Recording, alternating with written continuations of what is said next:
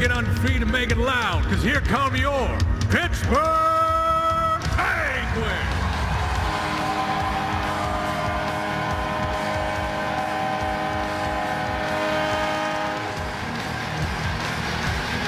The Penguins return home tonight knowing that 12 of the next 16 games will be against teams that are currently out of the Stanley Cup playoff picture. That means the Penguins have a pretty good chance of perhaps catching the New York Rangers or passing the New York Islanders in those Metropolitan Division standings. They have 3 games in hand on the Islanders. And, well, a big game here tonight, an opportunity against the 29th ranked team in the NHL, the team that used to have David Perron on it, Bob, but now he's a Penguin and excited to play against his old team here tonight. Yeah, why wouldn't he be? He was last time. David Perron's got 10 goals in 28 games for the Penguins, only 5 in 38 with the Oilers. And he scored a big goal up in Edmonton. He can't wait for those Eastern playoffs to start, Staggy. A former Western. There's a lot of Western players ready for the playoffs. For 3 years in a row, the Edmonton Oilers had the first pick overall in the NHL draft. They could do that again this year. 2 of those picks are in the lineup tonight. Yes, they are. They're great young players. Ryan Nugent-Hopkins, first overall in 2011. He averages more minutes than any forward. Yakupov, he's heating up right now. 4 in his last 10. Let's go down on the ice. We'll hear both national anthems tonight here at Consol Energy Center. Penguins and Oilers coming up.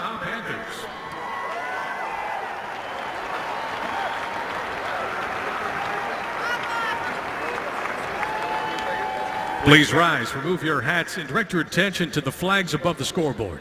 At this time, please welcome back the Penguins' own Jeff Jimmerson with the singing of "O Canada." O Canada, our home and native land, true patriot love, in all thy sons command. With glowing hearts we see thee rise, the true north, strong and free. From far and wide, O Canada, we stand on guard for thee. God keep our land glorious and free. O Canada, we stand on guard for thee. O Canada, we stand on guard for thee. Now please join Jeff as together with one voice he leads us in the singing of the Star-Spangled Banner. Oh, say, can you see by the dawn's early light what so proudly we hailed at the twilight's last gleaming, whose broad stripes and bright stars through the perilous fight o'er the ramparts we watched were so gallantly streaming, and the rocket's red glare, the bombs bursting in air, gave proof through the night that our flag was still there. Oh, sing us that star-spangled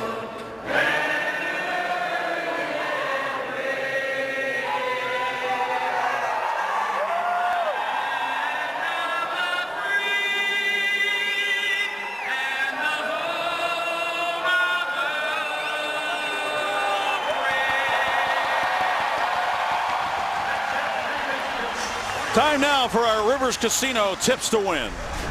Well, they're going to find that energy coming back from the road trip. They had it out west, and they want to make sure they can get it going early in this hockey game tonight. Respect the opponent, the Oilers, who registered almost 50 shots against Chicago 3 games ago.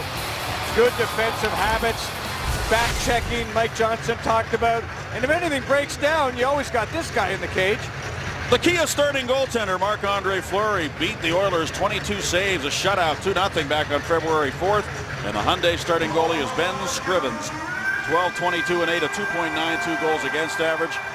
Mike Johnston said the Penguins got to get quick changes tonight, Bob, early in the game to get their legs again after coming off the road. Yeah, the worst thing that could happen is a couple of long changes, then a couple of penalties where you can't get your legs going. And there's the next Pittsburgh Penguin, Todd Nelson, who played a game in his brief NHL career with the Penguins.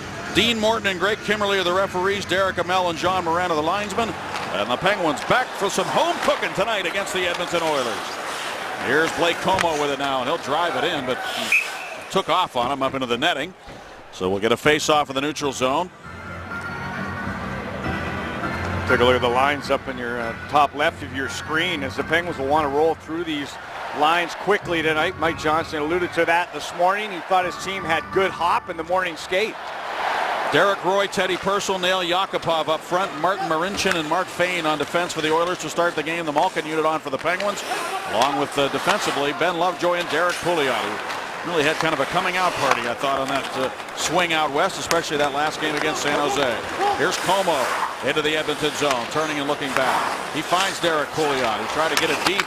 The Oilers break it up, and now the pass ahead for Yakupov is stolen away by Como. And we get a whistle in the neutral zone, a hand pass. We talk about that coming out party. Malkin, 699 career points, none in his last 2 hockey games. And Pouliot, he was good out west, but I got to tell you, he better protect that puck at the far blue line, Staggy. Yakupov, who's been very hot, Nail Yakupov, was about 2 inches from having a breakaway against the Penguins on the very first shift of the game. Sidney Crosby busting in down the wing. Crosby shoots it up high. Fought off by the blocker of Scrivens. And the Oilers, who've been noted for their speed and skill over the last several years, come to center ice quickly and then offside as they enter the Penguins zone.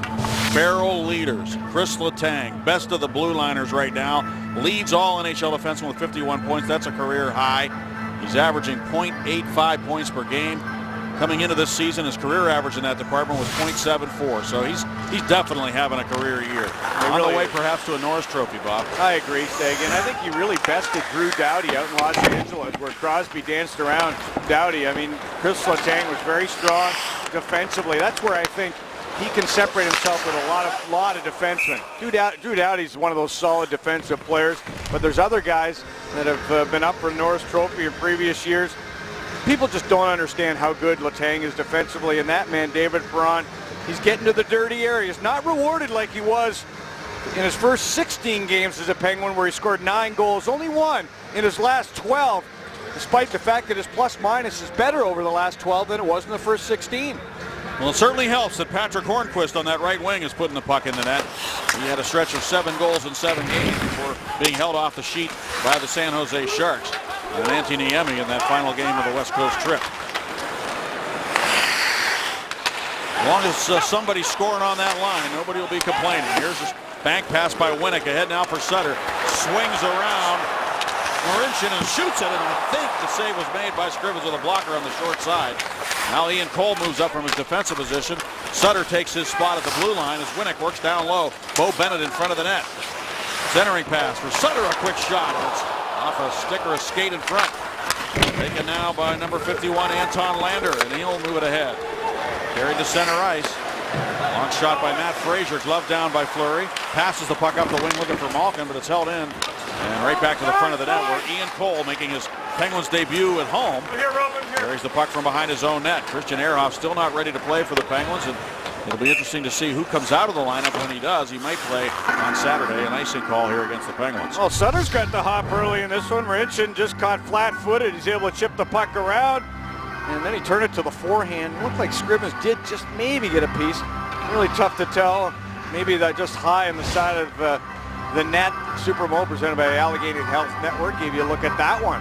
Sutter. Brandon Sutter to the goal. Almost put it in. Now the side of the net. Matt Hendricks working down in the corner. Rob Klinkhammer in the lineup for the Edmonton Oilers, of course, the former Penguin, wearing number 12. He's on this line right now as the puck comes to the blue line. And off a stick, back in behind the net. Klinkhammer shuffles it back over to the corner. Now it is Scuderi sending it up the wall. Andrew Ferentz holds it in. He throws it to the net, and that hit a body in front, and Malkin takes over. Evgeny Malkin in his own zone, winding it up. Moving it ahead now to Chris Kunitz. Kunitz trying to get into the zone, can't do so. Defended well there by Keith Ollie on defense. Now a pass for Como is broken up. Oilers go D to D. Pass in the middle, taken away. They turn it over to the neutral zone, and Max Lapierre the other way. He shot it high and wide off the glass, and it comes all the way back to center. Ben Lovejoy back for it.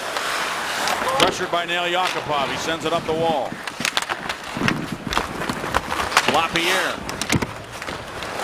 cutting in. Call penalty here, Staggy. Yes, it'll be an interference call here. Against the Penguins, it looks like on the wall as Pierre has got the puck and Spalling interfered with a man right at the blue line. Pittsburgh number 13, 2 minutes, interference. Dean Morton makes the interference call on Spalling.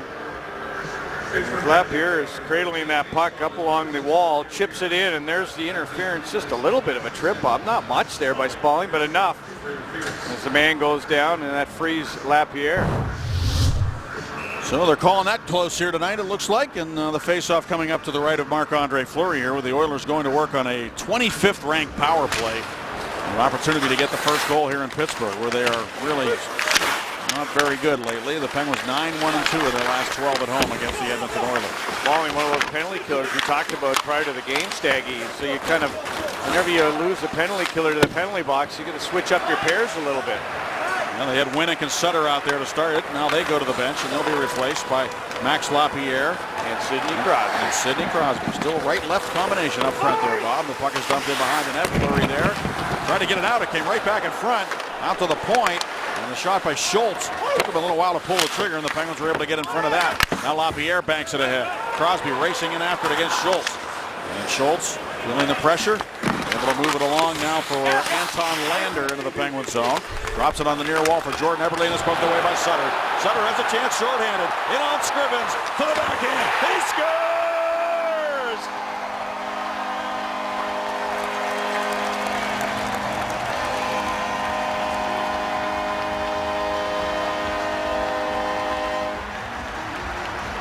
Sutter's on his game early. Great speed at the blue line. The Penguins are forcing.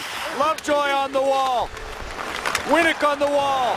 And Sutter joins the group. And he freezes Scrivens. It goes to backhand. Sutter, his fourth shorthanded goal. There's the freeze, the backhand. He's got a long reach. When he pulls it from the right side of his body to the left, the goaltender just can't seem to get across. We've seen that time and time again with Sutter. That's a beautiful short-handed goal to get the Penguins in flight. The fourth for Sutter, yes. And he has 4 of the 6 the Penguins have scored this year. Here's Yakupov now swinging it in front. Defending well, Lapierre cleared it to the boards, but the Oilers set it up at the center point. And it's Klefbom with it. Oscar Klefbom moves it to the left wing. Taken there by Matt Fraser. Fraser tried to get it to the net. Blocked by Paul Martin. Pouliot sent it over to the far wall for Yakupov. 30 seconds to go on the penalty. Yakupov on the wall. Lapierre took it away. He's trying to spring free, but now it comes back for Lovejoy, and he's able to dump it into the Oilers zone. Down to 19 seconds on the penalty to Nick Spalling. Again, pressure on the half wall by the Pittsburgh Penguins led to the goal. Sutter's 10th of his career shorthanded. Marincin moves it left wing to Pouliot. He played with the Rangers in the playoffs last year against the Penguins. Did a good job. Now it's Fraser with it. Back up top, and another good read there by Sutter. And he's able to swing it ahead to Crosby coming back. The Oilers trying to defend as Crosby got it to the net. Letang moving up with Sid, trying to steer one in. Spalling came back on the ice in the meantime, and now he goes off. The Penguins change up, and they get their full complement of players on the ice. As it's dumped into the Penguin zone behind the red line, and icing is called as a result on the Oilers. It's just one more look at the Sutter goal. A great pressure by the Penguins, and then Sutter coming down that right side. We've seen time and time again him either release a shot from that area or bring it in and beat the goaltender to the backhand with that long rangy body he possesses.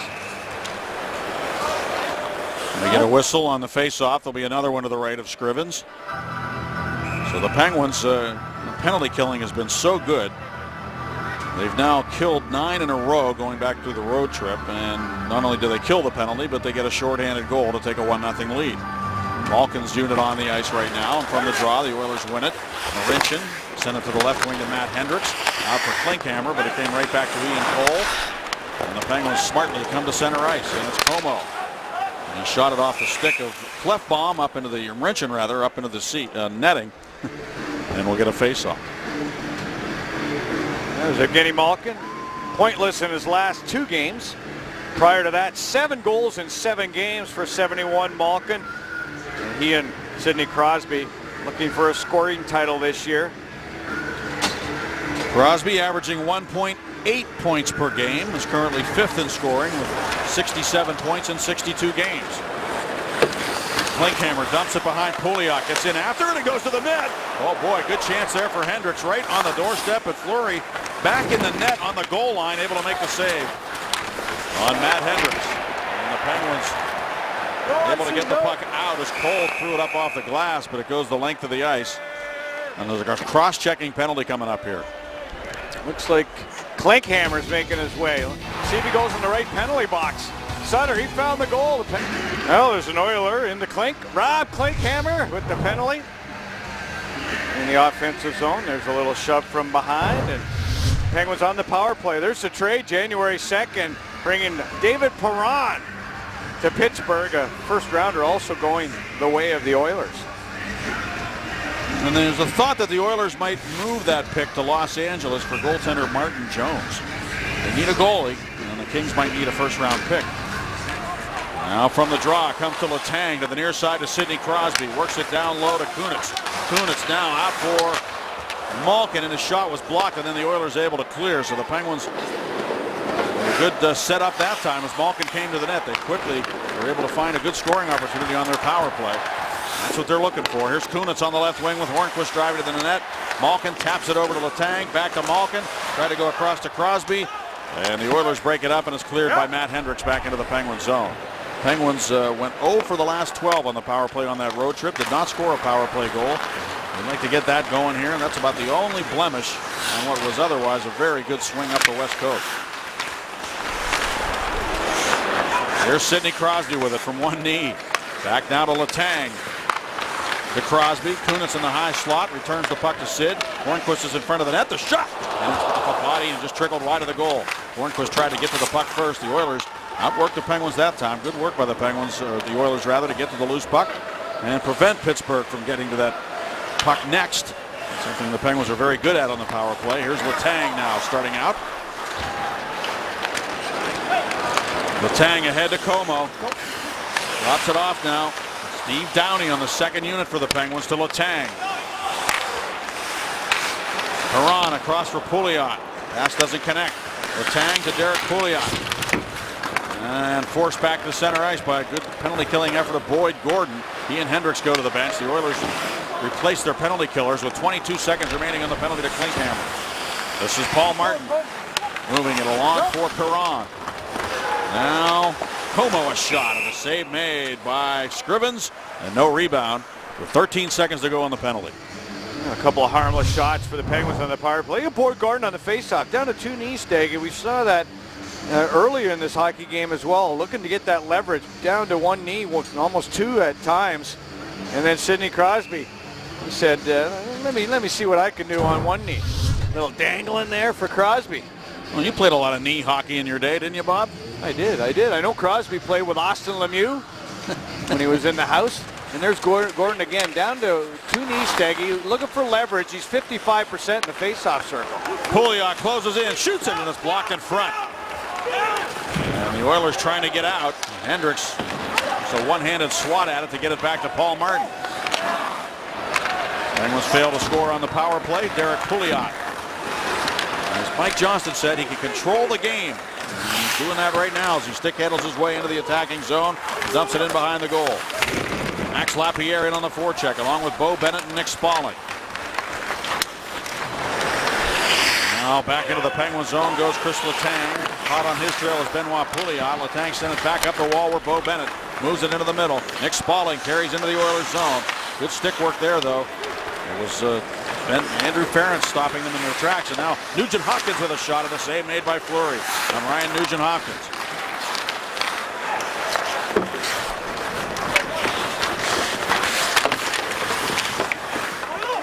Nugent Hopkins works the corner. Spaulding leaning on him. Martin sends it up the wall now for LaPierre, who banks it ahead to Bo Bennett.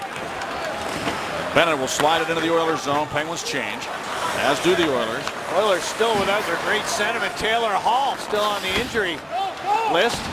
Not even on the roster right now, and been out for quite some time.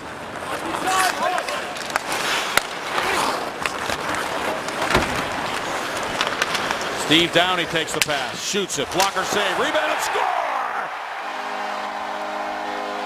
Sutter does it again.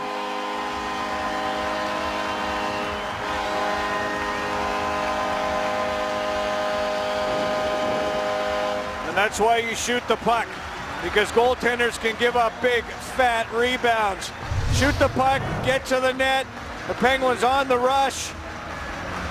Downey seems harmless. Scrivens does not direct it to the corner. Instead, off the pad, the defenseman doesn't get to it. Fane. It is Sutter again underneath the pad of the netminder Scrivens, and the Penguins and Sutter are up 2-0.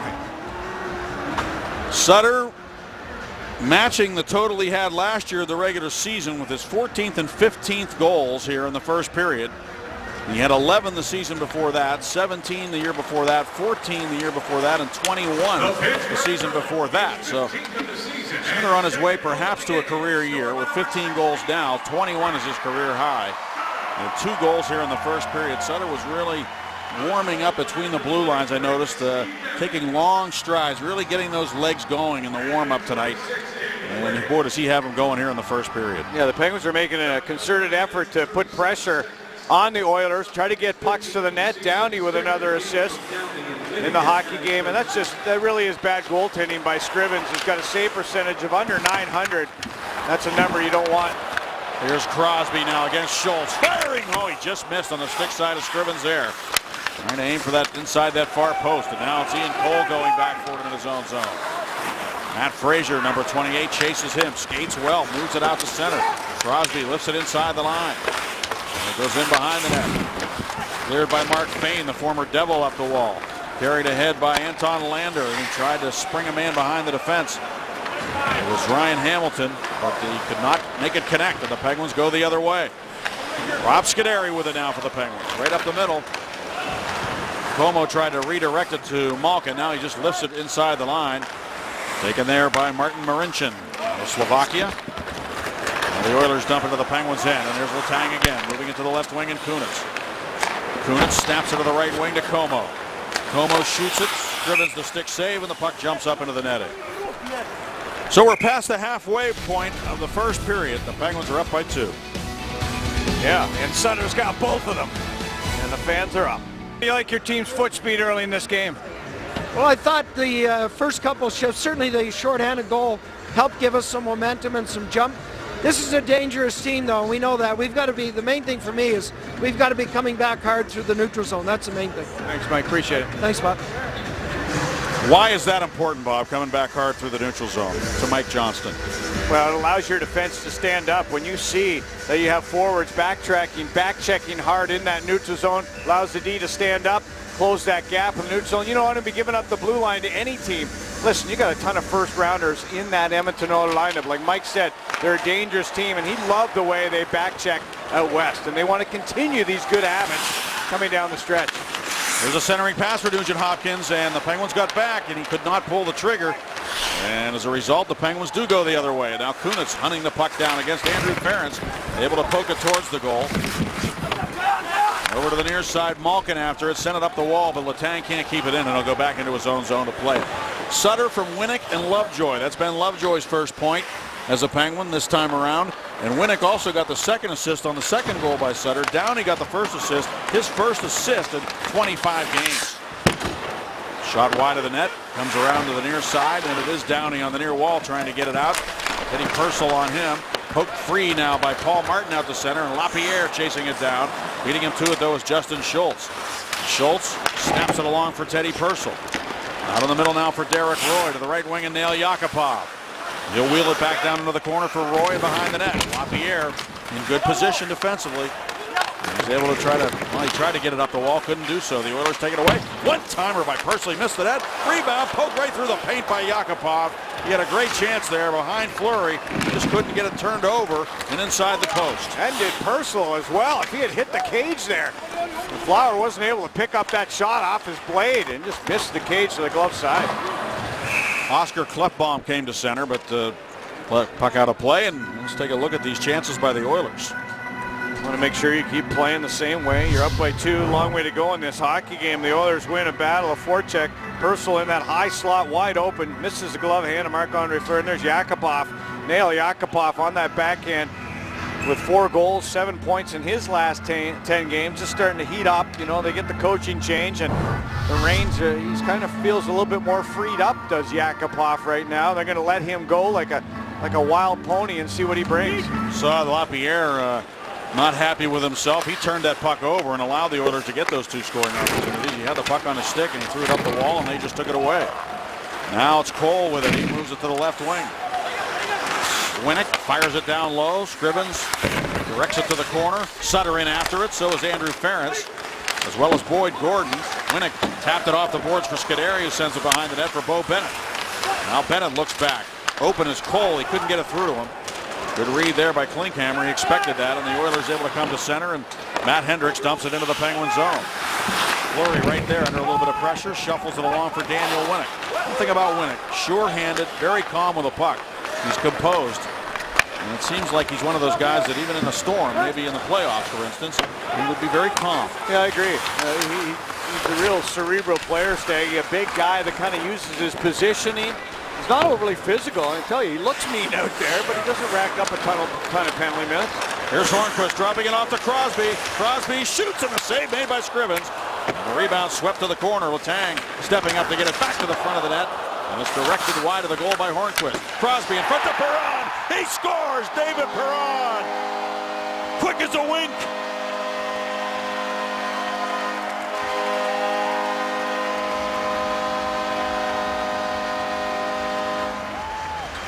Well, a lot of meat and potatoes in that line. Crosby had a couple opportunities just prior to Perron putting it in the cage. The Penguins stayed hard on the puck. They get the defensive pinch. And when the puck goes behind the net to Crosby, finds that right-handed shooter in Perron. What a beautiful pass through sticks and through skates. And the goaltender, Scrivens, he's looking behind at Crosby. He doesn't know where Perron is. He has no idea. The puck's behind him. Here goes Evgeny Malkin now, ahead to Como. Como to Malkin. Back for Kunitz, and he guns it up high off the glass. Held in by Cole down the wall. Boy, this has the makings of a total blowout for the Pittsburgh Penguins if they just keep the pedal to the metal. Here's Cole with it. Malkin takes it. Now to Kunitz. And the Penguins have some players who wouldn't mind padding their stats a little bit here. Malkin and Crosby looking to win scoring titles. Here's a shot by Scuderi that's blocked away. Marincin to the puck. Over for Ryan Hamilton. He gave it right to Evgeny Malkin, but a penalty's coming up here. Going to be a slash, I believe, against Chris Kunitz as he makes his way to the box. It's opened up in Pittsburgh. Chris Kunitz in the box. And before the Penguins go in the PK, let's bring you our UPMC Sports Medicine injury update. Staggy touched on it before. Christian Ehrhoff continues to practice with the team, but we learned this morning after the skate that he's been cleared to play. The veteran who has missed the last 6 games with concussion-like symptoms could be ready to play this weekend, according to head coach Mike Johnson, maybe as soon as Saturday. Guys, we got our fingers crossed to see number 10 back in the lineup soon. All right, now to the PK. Interesting situation. The Penguins finally a healthy group with the exception of Ehrhoff and of course Olli Maatta and Pascal Dupuis. We have to mention them, but it would be a decision that Mike Johnson would have to make on Saturday as to who would come out of the lineup. And you would imagine it would probably be Ian Cole, who was pretty much a 7th defenseman for a lot of his career in St. Louis. Shot back to the front of the net. And steered away by the Penguins on the penalty kill as Fraser let it go from the point. Pressure up ice by Lapierre. He chased the player right behind the cage. Ian Winnick, the duo up front. There's a pass to Fraser. Shooting, and he runs it high and wide again. The Oilers not hitting the net on their chances. They're getting in good position. Just not hitting the target. Now Schultz moves it to the left side. Fraser to Schultz. And a one-timer by Yakupov, and guess what? It didn't hit the net. Frazier with it again. Winnick pressuring him. Winnick trying to take it away. The bouncing puck. Schultz kicks it down the wall. Now Roy tried to move it into the middle, but the Penguins take it away. Lapierre at the end of his penalty killing shift. Lifts it off the boards back into the Oilers zone. 1:05 to go on the Kunitz penalty. Jordan Eberle, the leading scorer of the Oilers, comes to center ice. Very talented player. Eberle, another one of their first-round picks, sends it back around near side. Hustling over was Klefbom to keep it alive behind the net. Lovejoy and Martin defensively for the Penguins, and Sutter, of course, the excellent penalty killer of the Pens, gets the puck on the near wall and sends it down the ice. Sutter lives in Calgary in the offseason. This is his family, the Sutter family from the province of Alberta. Here's Ryan Nugent-Hopkins coming to center, going left wing now to Anton Lander, who dumps it behind the net. Paul Martin sends it up the wall. Taken now by Purcell.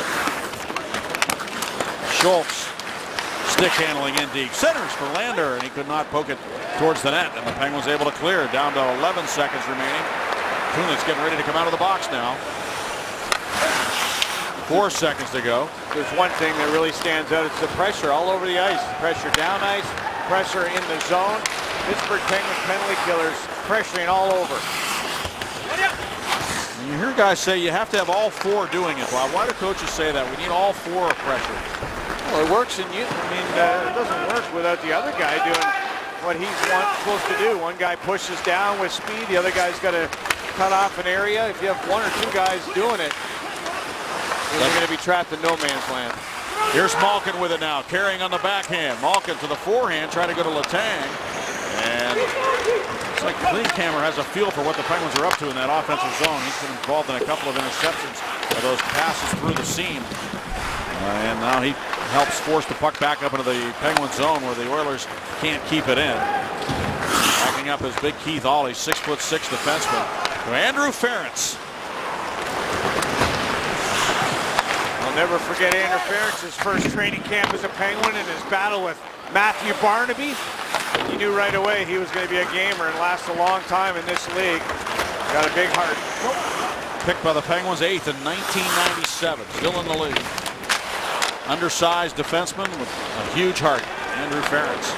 Now Yakupov dumps the puck into the Penguin zone, and Ben Lovejoy goes back, and it's an icing call against the Oilers.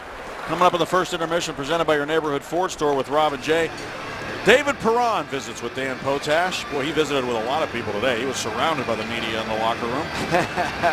Good to see him get one here against his old club. Yeah, he needed it. I think he really did. He was kind of going dry a little bit there. Relax, relax, says Malkin.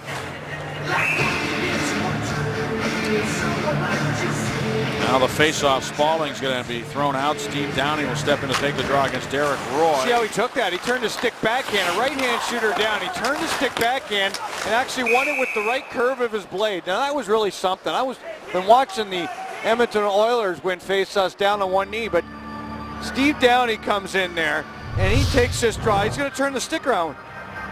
Watch, comes in, turns the stick around. See that? Now he's going to win it with the big curve of his blade where the puck would be, where you're normally shooting it from. That was tremendous stuff. He won it like a left-hander, but he had the advantage of that curve. Knew what he was doing, Staggy, former first-round pick. But he won't take this one. They'll put Spalling back in there against Ryan Nugent-Hopkins. And from the draw, Downey trying to get to the loose puck, but the Oilers win that face-off. And Pouliot comes to center ice. No relation to Derek Pouliot. Not even the same spelling. Benoit Pouliot.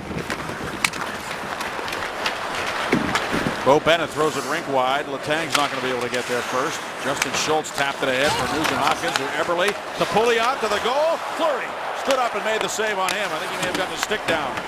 Now back to the point and feign a shot. And it is up for grabs here. And finally Spalling works it out for Bo Bennett. Back to Spalling, into their shift. They'll drive it long. And the Penguins and Oilers both shuffle the deck as Mark Fayne goes back. Puts it back into the corner now for Munch, and up the wall. Crosby took it away. Now Perron in working hard for it to the corner. For Sidney Crosby. Pokes it past Klinghammer to the point. Kaderi to Cole, the shot. Glove save made by Ben Scrivens. Wow, Pouliot had one tremendous chance against Marc-Andre Fleury, and he tried to use his wingspan. The puck just went off his stick and right into the corner. I was wondering if Fleury got any of that or if it just rolled off his stick. I think he just rolled off his stick. He tried that Forsberg move, or I don't know what he tried. I think he had two hands on the stick. It just wasn't working for Pouliot. You would think fared a lot better with just a good hard shot. There's a fight here between Hendricks and Ian Cole. Cole's lost his helmet. He's at a disadvantage a bit there. And they both go down. So Ian Cole in his first home game with Pittsburgh gets into a scrap with Matt Hendricks. Well, it was obviously he was challenged. Up 3-0 in this hockey game, challenged by Hendricks, and Cole said, hey, I'm making a name for myself here in Pittsburgh. And for Cole, who's a +17 on the season, he's got hefty totals. There he is. He's being challenged right now. Come on, let's go. And he dropped the gloves and started teeing off on Hendricks with rights and lefts. It was a good spirited battle by both players. Looked like Cole got that first right hand in. He dropped his gloves very quickly. That in itself is an art, just getting those gloves off as quickly as you can.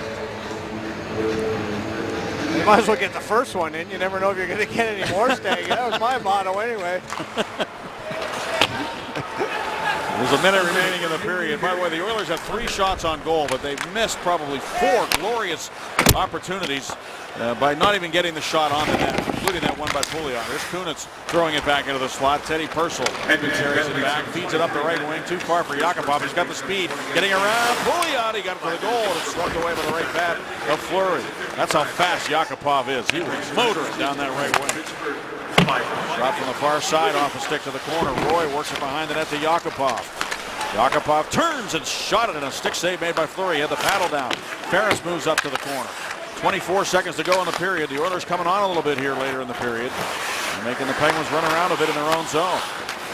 Behind the net, Derek Roy. This is a pretty good line right here. Oh, man, Derek Roy with Purcell and Yakupov. And now back out to the point. Keith Ollie with it. Ollie back to the goal. And Fleury didn't really see that as it floated over the net. 3 seconds to go in the period. All Oilers as the clock drips down here. Good final shift for the Edmonton Oilers after the fight by Matt Hendricks. Well, they put up shots, 47 and 36 shots, the last 2 of the last 3 of the Oilers. So they do have that offense, but they had no defense in that first period as the Penguins put a 3 spot on the board. Penguins outshoot them 12-5. Sutter with a pair, David Perron with the other. Let's go to Rob and Jay. Talking about, thanks very much. And Jay, I think a lot of times you worry after a long road trip, how's the team going to come out in that first period of play? And the Penguins answered those questions emphatically. Yeah, they came out. It's almost like Edmonton had an opportunity power play. They were struggling handling the puck. They looked a little intimidated early on playing against Pittsburgh. They got injuries. They got a team that's struggling. They're fragile. And that power play just gave Sutter, just took the wind right out of their sails, backed it up with another one. Pittsburgh was all over them there. But again, there was a breakdown in every goal, and you find it. They exploited it and went after it. Great period by Pittsburgh. Jay's going to do some telestrating for you. Also, one of the goal scorers for the Penguins, David Perron. He'll be caught up with Dan Potash. Adam Moore coming up next. Goals for the Penguins in the first period of play, all beginning with another shorthanded goal for Brandon Sutter, tied now for the league lead in that department. Staggy and Bob have the second period call, guys. Yeah, thank you very much, Rob. Doesn't seem to matter how many times Sutter does his fancy move. He still is able to beat the goaltender. He's got that long reach. He's able to hold the puck 5-6 feet to the right side of his body, bring it into the backhand. He's got 4 shorties on the ear. There's one. There's a big shot off the butt end of Bishop. There's that backhand move against the Caps. And tonight against Scrivens, able to bring that puck from right to left and gives him 10 shorties on his career. Tonight's face-offs are presented by the new face of Northwood Realty Services. Well, you can't say that the Edmonton Oilers, Staggy, didn't have any opportunities in that period. They had more opportunities than they did shots on net. That's a fact. 7 scoring chances, 5 goals. They missed the net 9 times, including some point blankers. The Penguins in the face-off category had a slight edge, 52%. Sidney Crosby won 6 and lost 2 in that first. There's a quick shot by Yakupov again. That went off the glass. Another missed shot. Now here's Fane with a drive. That's right on. The save by Fleury, and the rebound cleared. Kunis got caught up in a skate there as he went to get to the puck. It's going to be a penalty. It's going to be a penalty. He was tripped. Wasn't sure if it was a stick or he tripped over the guy's skate. Either way, he went down. And as a result, the Penguins are going to get another power play chance here early in the second period. So Kunitz upended. Derek Roy's stick was right between the legs right there. There's Kunitz going down. Edmonton penalty number 8, 2 minutes, tripping. Don't forget, we like you to tweet the booth every game. Send your comments and questions. Use the hashtag PensBooth. It's brought to you by Point Park University. The Oilers playing without one of their first overall picks, Taylor Hall, here tonight. He is one of their faster and more skilled hockey players. So fun to see him, but he's been hurt with a lower body injury. The Penguins with a man advantage. UPMC Sports Medicine power play. And to the right wing now, Hornquist into the Oilers zone. Hornquist turns the corner. Back to the point, and Malkin moves it across to Crosby. Back up top, taken by Letang to Malkin. Malkin looks it over. Letang to Sid, the drive, he scores!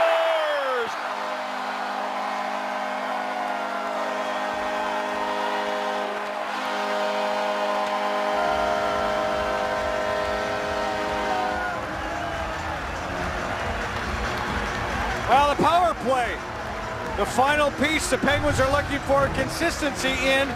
They get it going. Malkin to Letang to Crosby, and give Evgeny Malkin 700 career points. Great screen by Hornquist. The Super Bowl presented by Allegheny Health Network. And we're going to get a goaltender change here, folks, as Backman's going to go in. Evgeny Malkin, give him 700 in his career in the Penguins.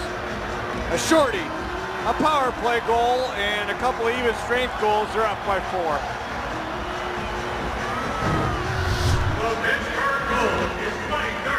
Number 23 for Sidney Crosby. Richard Bachman in net. And he got lit up for 7 his last start, if I'm not mistaken. We'll take a look again at Mr. Bachman's numbers here lately. 700 points in the NHL, number 71. He allowed 6 goals on 34 shots against Carolina in his last outing. So he's coming off a tough one, and Scrivens has been sent to the bench, and the Penguins have done a phenomenal job of jumping on the Edmonton Oilers in their first home game after a long road trip. Very impressive. Here's Paul Martin coming to center ice. We're taking care of business here. This is Letang with it now. Wrists it in deep for Sutter. Comes all the way around. Handled by Eberle. Back to Schultz. Lead pass. Letang dumps it right back into the Oilers zone, and Schultz goes back for it again. Letang laying the stick horizontal on the ice to make a play as Yakupov was in behind him. Yakupov likes to cherry pick a little bit with that speed. Now they go to work in the corners. LaPierre and Scuderi working against Matt Fraser. Scuderi sent it up the wall for Spalling. Spalling for Downey, who backhands it back to neutral ice. And this is Keith Hawley skating backward into his own zone. LaPierre chasing. And now Spalling backhands it back to the corner. LaPierre trying to get it behind the net to Downey. Hawley took it away to Fraser. Steered it into the middle to Lander. Down to the right side to Ferris, the defenseman, shooting. And Fleury handles that easily. So Evgeny Malkin has joined the 700 club, Bob, as you said, assisting on the goal, along with Letang, who adds to his leading total. And there's Gino's point total right there, chasing Sidney Crosby right now. He's got a long way to go, doesn't he? 1,723. So he has 68 points in 62 games, and puts him 4 behind John Tavares of the Islanders. Crosby with 2 points here tonight now has 69. Now here's Fane sending it down in behind the net, and Klinkhammer let it go through to the left wing side where it's set behind the net by Marincin. Now for Benoit Pouliot. He was sick yesterday and unable to practice for the Oilers. We wondered if he'd be able to go here tonight, but he's in the lineup. Now Hornquist working hard for the puck. Crosby couldn't drag it with him. Boyd Gordon dumps it into the Penguin zone. Fleury in the trapezoid. Sent it up the wall, but it came right to Sidney Crosby. He moves it along now for Hornquist. Now to Perron, who dumps it into the zone. Stopped behind the net by Bachman. He'll lift it up off the glass, and the Oilers step out of their own zone. Now Gordon lifted it inside the Penguin line, taken there by Chris Kunitz. Kunitz ahead for Como off his stick. Handled now by Teddy Purcell. Chased by Como through the neutral zone. That's that back pressure that Mike Johnston wants. Scuderi back to the puck, moves it along for Letang. And now Schultz can't keep it in. And again, backing up. Clefbaum ahead now for Roy. Derek Roy, the former Sabre, looked for Justin Schultz to the backhand. He passes it across. And then Purcell looked for one more pass for Yakupov, and that didn't connect. The Oilers not shooting on that sequence. Now Letang down the wing. He fires. Bachman to save the rebound. Kunitz threw it back to the net. Didn't get a lot on it. And Bachman was down in a butterfly type position, and the puck came right to him. Well, it's amazing that Purcell, to me, didn't shoot the puck at the other end of the rink. Another glorious opportunity, and then the Penguins take it the other way, and Bachman getting really his first action of the hockey game, making a couple of saves there, one on Letang and one on Kunitz. Our Super Mo, presented by Allegheny Health Network, shows you again another big fat rebound given up by these Edmonton Oiler goaltenders. Those rebounds are supposed to be kicked in the corner or in the screen, in the netting. And the missed opportunities the other end. You just got to be shaking your head if you're the coaching staff. Fans giving Malkin a hand as they put him on the big board here at Consol Energy Center. And now Ben Lovejoy moves it along for Derek Pouliot. Out in center, across the red line, steered in by Downey. Bachman again lifts it up off the glass. Taken there by Hendricks. He tried to pass it into the middle. It came off a skate and right to Max Lapierre. Drops it off to Pouliot, a shot. That's blocked in front. And Pouliot decides to retreat here into defensive position. Good decision there. He's hounded by Klinkhammer. Klinkhammer actually leads the Oilers in hits with 197, 117 with their club. Now it's Spalling with it. He backs it off the boards to Lapierre. Spalling, Lapierre, and Bennett, the trio for the Penguins. And Lapierre trying to get to it, but Fane worked it ahead now to Eberle. And there's a good read by Bennett to get back. See, that's that back pressure. Yep. The Penguins coming back and breaking up the plays of the Oilers. And that's the difference between the blue lines. The Oilers, they don't have that. They don't provide any resistance. When players make a pass and then get their feet moving, there's no interference there at all that we see from other hockey teams standing in the way of players. You can't just go out there and play pond hockey. It just doesn't work. Dive head first in the Pirates spring training on new Inside Pirates Baseball. Join A.J. Burnett, Josh Harrison, Chris Stewart, and many more as they're mic'd up to give you the full effect of preseason workouts. Inside Pirates Baseball Spring Make-Up debuts Sunday after Pirates postgame on Root Sports. You talk about hitting, Stagg. There's another save by Marc-Andre Fleury, but I mean, I don't remember any hits from the Edmonton Oilers in this hockey game, barely at all. 6 in the first period. Take a look. Down to one knee again. Roy. So a couple different players are using that kind of strategy. Boyd Gordon, Derek Roy going down to one knee to try to win these faceoffs, and I'm sure he'll do it again. Look, he's down early already. Should have been kicked out of the faceoff circle. He was down on a knee well before that puck was dropped. Yakupov, soft shot this time, right to the doorstep, and Purcell jammed at it, and off the stick of Marc-Andre Fleury. Now taken by Yakupov again. Goes it across the ice. Back across this way to Clefbaum. His one-timer was off the stick wide of the goal. Now Schultz cuts in on the backhand. Schultz brings it up high for Clefbaum. Back to Schultz. Fakes the shot. Drops it to Yakupov. To Clefbaum. Fake the shot. Find Yakupov. Nail Yakupov. Back to Clefbaum. Now for Schultz in front of the net. He shot it up high. It was Roy was right in front of the goal looking for a redirect. Now Yakupov threw it ahead for Schultz and went right past his stick, and that's an icing call against the Edmonton Oilers. Let's look at the updated scoring leaders in the National Hockey League as Crosby's moving up the ladder, now 3 points behind Tavares. And remember, both Crosby and Malkin have played fewer games than all those players, and as a result, they're both in 1-2 in the league in terms of points per game. Now taken by Cole. He risks it to the net, and the save made by Bachman. The rebound hauled in by Sidney Crosby. Back across, looking for Cole, heading to the net.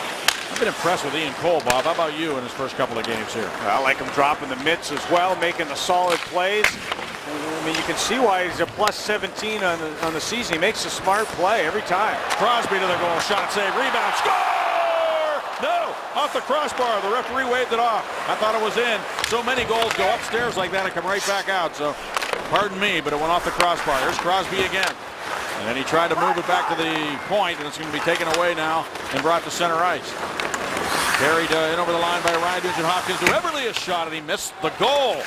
Man, how many shots have been off the glass? They're going to have to clean the glass after this game. Here's Perron down the wing. Crosby, too. There's a shot by Perron and stopped by Bachman, and he flops back on top of the puck. Well, this has turned into an all-star game right now. Up and down action. Second opportunities. A goal post by Crosby. It's 4-0 Pittsburgh. Oh, Sidney Crosby. He was absolutely flying in the neutral zone. I talked about nobody impeding his progress. There's the one shot.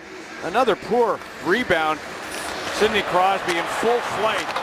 And the good teams, they take away that blue line to blue line. They get in your way. And for these poor goaltenders, seriously, this way too much action. Too many 2-on-1s and breakaways here. Well, the Oilers are, their numbers all add up to where they are in the standings right now. I mean, let's face it, they're in a tough spot, but maybe a good spot depending on what happens in the draft coming up this summer. But you can see where they're trending. Goals against up, goals for down. This is a team that's supposed to be on the rise with all the picks they've had, but they just can't seem to get any traction. They can't be good for the young kids. They need to be in a winning environment.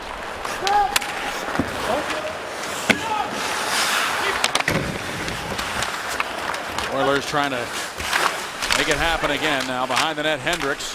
Hendricks steps out, trying to jam one in. Fleury had his pad close to the post, able to make the save on that. Now Kunitz tries to headman the puck. Stepping up was Marincin, taken by Boyd Gordon now. Watched by Lovejoy. He hits him hard into the corner boards. Pouliot working against two Oilers behind the net, including Boyd Gordon. He sent it over to the near side where it's taken to the point, and out to feint a shot through traffic, and a save made by Fleury. That was a tough save on a redirect. Right out in front, the feint shot directed by Gordon, and Flower there again. Wow, Malkin was almost gone here. Kunitz does take off. Malkin gets onside. Kunitz back to Pouliot, closing in, a shot, he missed the goal. That may have been partially blocked on the way through. Now carrying it in as Lander is shot up high. I've said that about 13 times tonight when the Oilers have shot the puck. Here's Justin Schultz back to his own zone. And he'll carry it to center ice. Works it to the right wing. And a corner bank shot taken there by Matt Frazier. Came right back out, and Fleury had to be alert to pin that puck against to the ice with his glove. Well, he's got to be alert in a game like this. You know, you can fall asleep for a couple of minutes, and then a chance comes out of nowhere. Look how he seals post to post. His feet were post to post. There's the style. Working with Mike Bales, and there's the redirect in front. The floater coming in from feint, redirected through a couple of bodies. Fleury's able to track that down right now, and he's just feeling so sure about himself right now. And as you mentioned earlier, Staggy, they're getting a lot of support. Defense in front, you get the back-checking pressure. Good stuff for Pittsburgh. Oilers turn it over again. Downey carries the center. Purcell with back pressure on Downey. And Downey tries to center again. Following on is Spaulding with a shot. That's blocked. And it comes out to the point. Letang will just distribute it right back in behind the net to LaPierre. LaPierre brings it up high to Martin. Martin taking directions from Letang to dump into the corner. Now Letang is trapped as Purcell gets the puck. Moves it out in center. Martin, the lone man back. LaPierre hustling to get back, and he takes it away. Good work by LaPierre. Now he drops it off to Chris Letang. It's an example right there of kind of a tag team in the man Yakupov. You can stand up, Martin, and then LaPierre with that back pressure. Now Martin swings it away from Eberle to the corner. Ryan Nugent-Hopkins for Eberle. LaPierre. So Ryan Nugent-Hopkins took the pass again on the shot. Is blocked up into the netting. So the Penguins recovering well to defend against two pretty skilled players there. Just a reminder, as you enjoy a cold one, to look forward to Miller Time later in the game, brought to you by Miller Lite. Sutter looking for his first career hat trick. Maybe he's got another one up his sleeve. Already the pair here in this game for Pittsburgh. That would be nice, wouldn't it? Yes. Sutter's been good on the draws lately. Now leaning way in there against Ryan Nugent-Hopkins, and it's a battle for the puck, and Sutter decided he'd win his own face-off there by getting to that loose puck. Now Cole with it, along for Scuderi. Out in center ice. Bennett able to get it inside the line. Oilers, Eberle takes off with it. Eberle into the Penguin zone. Looks to the right wing. Good back checking again by Bennett to break up the pass that was intended for Ryan Nugent-Hopkins. And the Penguins have it again. Lifted ahead now by Cole. Out of midair, taken by Winnick to Bennett. Bennett comes to the net to Sutter, and Sutter just backhanded it wide, looking for the hat trick. He went to the bread and butter. The shot by Cole is stopped by the goaltender Bachman.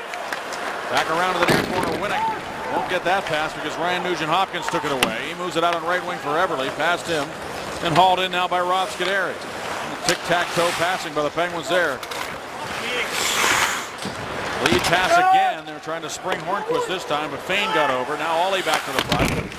Hornquist bumps him as the puck is sent up the wall. Penguins continue to play and work hard with a 4-0 lead in this game. Trying to add to their totals here. Perron down the wing, but not doing it in an irresponsible way. They're not cheating at all. They're really doing a good job defensively. Here's Pouliot with it again. And it's not easy sometimes to play a team that's totally out of it because they play a loose brand of hockey sometimes. They can take you out of your structure. Here's Hornquist to Perron. Perron trying to work it in front. Over to get it is Hendricks for Edmonton. Hustling up with Pouliot, but Fane got it by him to center. There's Crosby back checking. Now over to the puck goes Lovejoy to keep it from Klinkhammer, who threw his body into Lovejoy and dumps it back into the corner. Anton Landers there for Edmonton. Back to Schultz. The shot hit a man. Kunitz hustles over to get to the puck. But will be going to be a penalty here. A high sticking penalty coming up on Ben Lovejoy.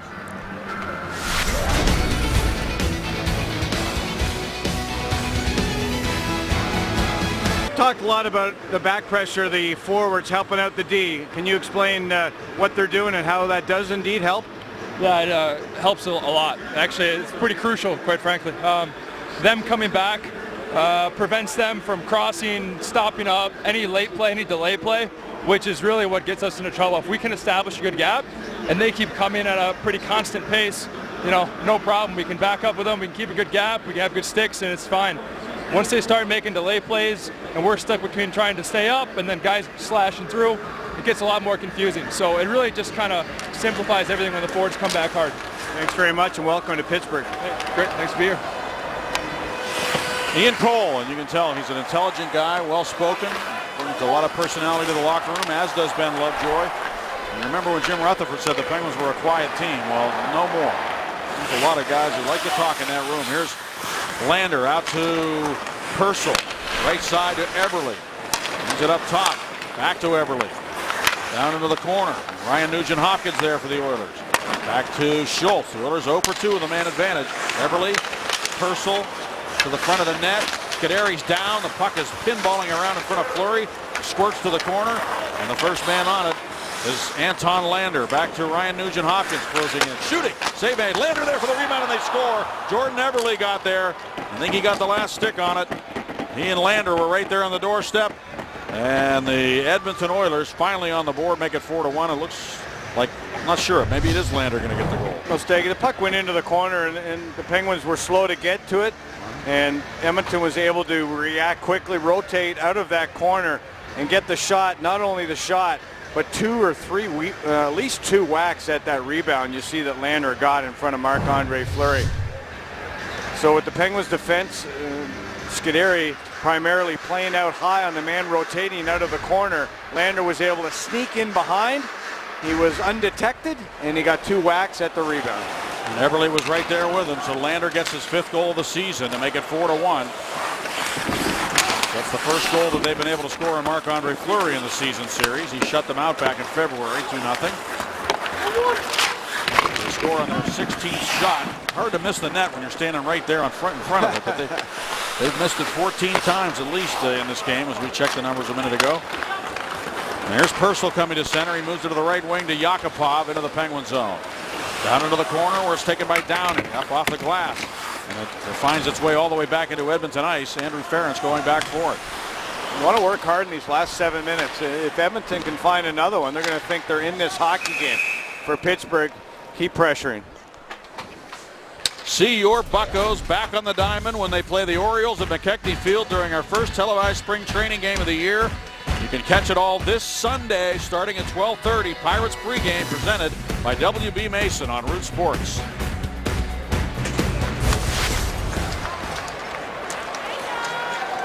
Now Como chops it ahead for Kunitz. Kunitz closing in. Backhander floats wide. Richard Bachman in net now for the Oilers. Scriven started. Bachman originally drafted by the Dallas Stars. After Dallas, Kunitz brings it up top where it's sent back down low by Cole and around for Malkin. Gino to Scuderi. To Cole, the one-timer. And that was blocked by Boyd Gordon. But the Penguins have it again. It's Como down low. Good job by Blake Como to control the puck. Finds his man at the point. Cole backing up. His wrister blocked by Hendricks, and it's out of play. And with 6:32 remaining in this second period, 4-1 Pittsburgh. And Bob, what are your thoughts as you watch the Oilers trying to get back into this game? Well, I think it's one of these games where it's tough to keep those good habits that you've acquired over a stretch of, well, maybe more than 5 games, 10 games for the Penguins here. Just the back pressure I like, a little bit loose in terms of physicality. You would expect that coming back from a road trip. Maybe it is a good break that the Penguins did get a team, an uninspired team like the Edmonton Oilers here. You're able to get your skating legs out, and not a lot of hitting in this game at all. And this is probably the least physical game that we've seen the Penguins play maybe all year, to be honest with you. Now from the draw, Lander moves it out to center ice. To the right wing. Taken by Ryan Hamilton. He's hit in the corner, but maintains possession. Lander, he's a good hockey player, Anton Lander, to the front of the net. It's off a stick. Hamilton after it behind the net, along with number 28, Matt Frazier. The Oilers have 13 hits in the game. The Penguins with 14 hits so far. There's another one down there in the corner. Now there's Perron with it. Finds Letang. Up ice is Hornquist. Letang's going to lug the puck instead. He goes to Crosby. Clear lane to the goal. His shot, he misses the net. Wow, that was really patient for Letang. I thought was going to go to Hornquist. He didn't force it. You kind of see things opening up for Crosby. Went that way, and Crosby missed a glorious opportunity. Now it's Sutter with it, and he dumps it in. Sid was at the end of his shift and fired it wide early. Now Ference sends it right back out to center ice where it's taken by Derek Pouliot. Ahead now for Daniel Winnick. Winnick into the Edmonton Oilers zone on the near side, working with Sutter. Now it's Bo Bennett. Dumps it to the corner. Ference getting after it along with Winnick. Ference got there first. Around to the near side. And Pouliot steps up. Got a piece of it as Everly went flying by him. Filling in behind him was Lovejoy nicely. And the Penguins able to quickly go the other way. And it's Winnick down the wing. Daniel Winnick centers. He had Bo Bennett going to that. He couldn't get a stick on it. And the Oilers counter. This is a 3-on-2, maybe a 4-on-2 unless Malkin gets back. Here's Fane, the shot and the save made by Fleury. The rebound. They score on the rebound. Eberle. Jordan Eberle did get this one as he backhanded it in. And the Edmonton Oilers have made it 4-2. Like I say, it's one of those games, Stagger. There's not a lot of bumping. And if you want to play up and down hockey, the Oilers would love to do that with you. You don't think Ryan Nugent-Hopkins and Eberle want to play a pawn hockey game? Nobody taking any bodies. I mean, you got 4 white jerseys standing there. Everybody's fishing for the puck. So if you want to play this way, it might end up close at the end of the day as Eberle, I believe, gets that last stick on it. Look at all the jerseys just collapsing on top of Marc-Andre Fleury. It's usually the goal scorer finds it, and there he is, Jordan Eberle on the backhand. His 17th of the season. He leads the club with 48 points, unless he had an assist on that other goal. Game's not over. So he's... It's one of these scary games right now. You got to be able to watch what you're doing here. If you're Pittsburgh, you get yourself into trouble. just trying to get out of this one with 4 or 5 on the board, because the Oilers, they're going to keep coming. Eberle did get the second assist on the first goal, so he's got 2 more points. So Eberle now leads our club with 50 points. A goal and an assist here in the second period. This is Purcell trying to go to Yakupov. Purcell shoots it. It's blocked in front by Scuderi. And now all of a sudden the Oilers feel like they're in a hockey game, and they're making life a little bit tougher for the Penguins.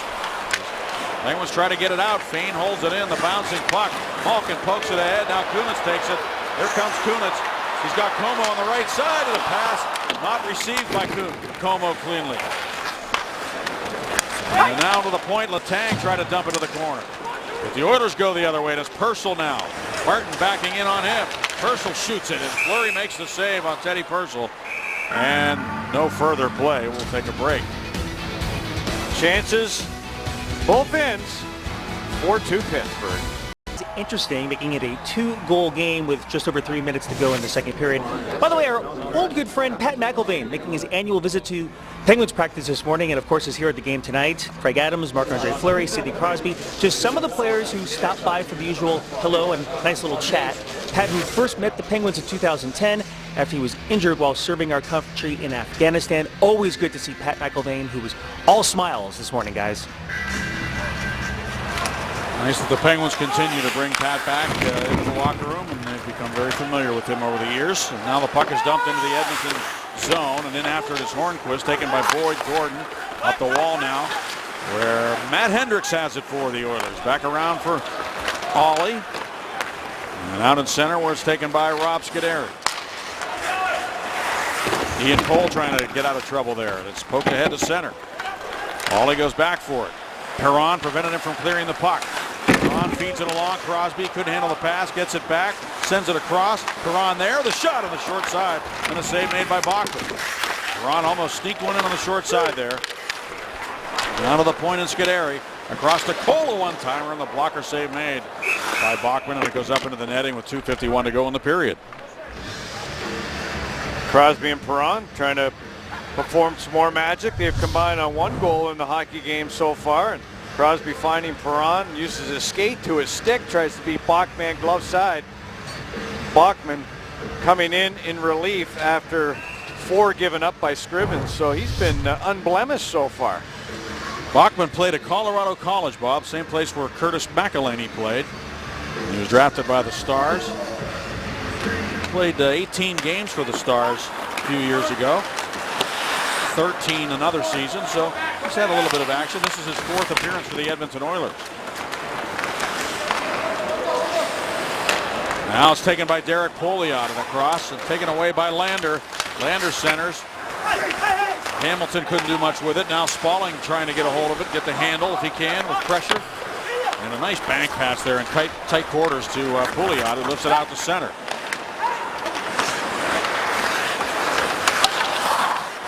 Schultz couldn't get it out. Downey held it in, but he handed it right back to Schultz. Long way to go in this game. The Penguins, Downey drives it in behind the net. Still 2 minutes remaining plus here in the second period, and the Penguins leading 4-2. Centering pass. Pushed wide of the net by Matt Frazier. Paul Martin spins out of a check. Ryan Nugent-Hopkins dogging him from behind us. Sutter moves it ahead. Taken now by Benintendi. Lifts it through the slot to the corner. And now here come the Oilers right back the other way. Boy, Ryan Nugent-Hopkins hopping here into the Penguin zone. Drop pass. Penguins good defenseman defending there against Eberle, but now to the point, and the shot taken by Marincin was stopped by Fleury. The rebound, Martin trying to get a hold of it. Now Eberle has the puck in the corner. Much greater pace. All I got here, he had a good battle going here. Letang and Nugent-Hopkins, they might both go, Staggy. The sticks got up real high. That coming up in the slot area while the puck was on the far wall. And the referee right away blew it, and both officials got together. It's going to be 4-on-4. And Letang having something to say to Nugent-Hopkins as he goes to the box. Edmonton penalty 93, 2 minutes cross check. Pittsburgh penalty 56, 2 minutes high stick. So we got a cross check and a high stick as Nugent-Hopkins tries to go to the net there. There's the cross check. Not much of one. And Nugent Hopkins with a whack, and then the sticks get up high again. Letang stick up into the face area of Nugent Hopkins. And you're a young player like Hopkins, you got to stand up for yourself. And Letang's not going anywhere either. So that was really the first battle we've seen all game, other than the Cole hit. Or a fight, excuse me, and he and Hendricks went at it. Yep, Nugent Hopkins with a couple of first assists here in the second period, so he's added to his point total as well. He's got 45 now for the Oilers. Off the draw, Lovejoy sent it around to the near side. 1:18 to go in the period. 4-on-4 hockey now. And Chris Kunitz has control. Stripped of the puck by Yakupov. Nail Yakupov moves it out to the high slot. Schultz trying to get himself free. Kunitz watching him the whole way.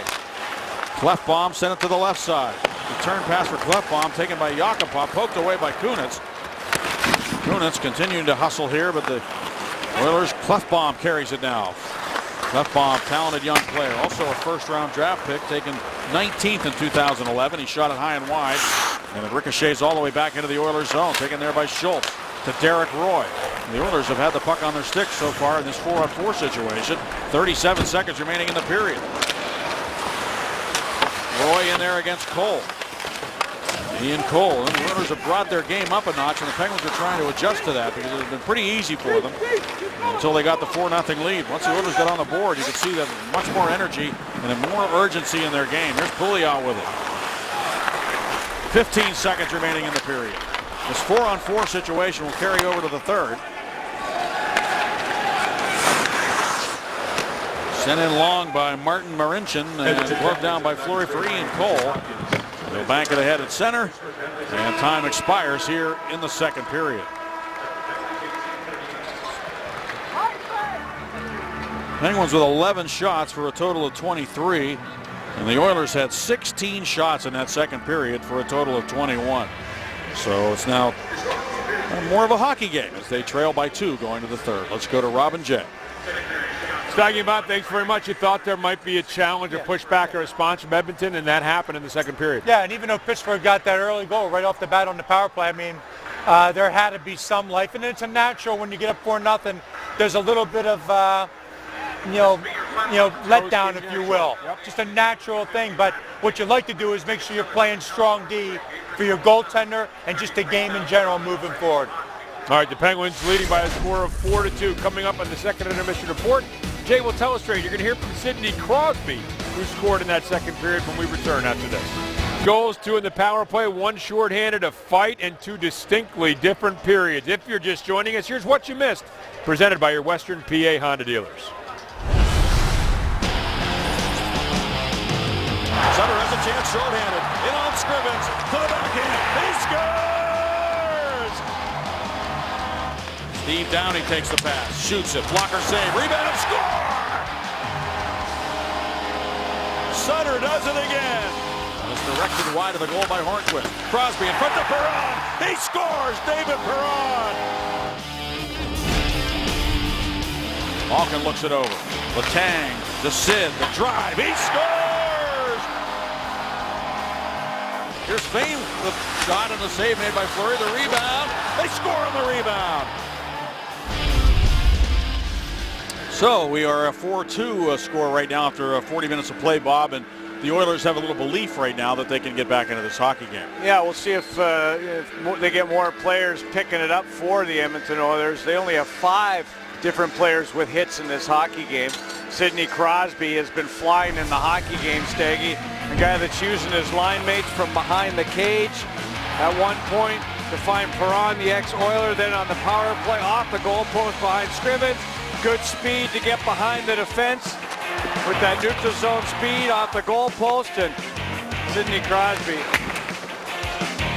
is adding to his totals right now. What's the approach for the third period, Bob? Well, you want to play a lot better than you have played really throughout the whole game. Penguins were lulled into a false sense of security. The Oilers are right here in this hockey game. You got to make sure you play hard, especially the first 5 minutes here. 4-on-4 continues here at the start of the third. 26 seconds to go in this 4-on-4 situation with Ryan Nugent-Hopkins and Chris Letang in the penalty box. And the Penguins trying to get on track here in their own zone.